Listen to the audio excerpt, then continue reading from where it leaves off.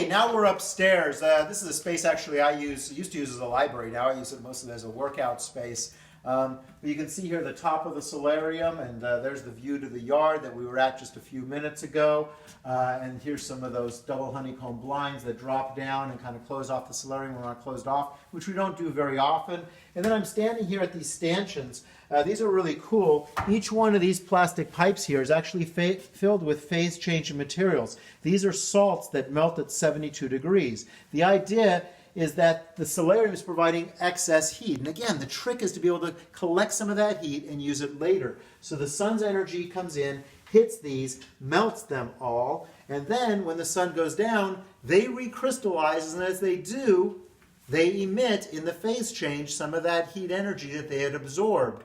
And that keeps the house a little warmer. So again, instead of the heater coming on right when the sun goes down, our heater doesn't come on till 8, 9, 10 o'clock or even later at night, in part because of things like this phase changing material and the large thermal mass.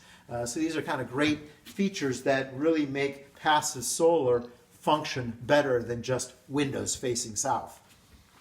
Over here we have another normal feature of passive solar and some other high performance houses, which is a whole house fan. Whole house fans just allow you to circulate air forcibly out of a house, to evacuate the air out. These are actually great even for normal homes, because often what's happening is the air conditioner is trying to pump cold air into a house that's just too warm. So it might be, 80 degrees outside and the house is at 85 or 90 degrees, and the air conditioner is trying to adapt to that. It's great if you can instead just blow all that air out, drop the heat in the house down several degrees, and then use an air conditioner. And that's what we do here. So we actually have a large whole house fan, and even though this thing looks really big, it's actually not that loud. So in the summer, we can turn this on. It's set with a thermostat, and when the house gets particularly hot, the whole house fan just blows that air out. Honestly, it feels a lot like an air conditioner, and it can, in the space of 2 or 3 minutes, drop the temperature inside the house by 20 or 30 degrees. It's actually not 30 degrees, 15 or 20 degrees. It's actually quite remarkable, because there are times when we'll have the air conditioner off, come in on a 100-degree day, and it's 90 degrees in the house, turn on the whole house fan for like 3 minutes, and the house drops down a good 10 degrees, and then we can turn the air conditioner on to do the rest of the work, rather than forcing cold air in an energy-intensive way. And then we also have this vent over here, which doesn't seem very remarkable, but again, that's part of circulating air.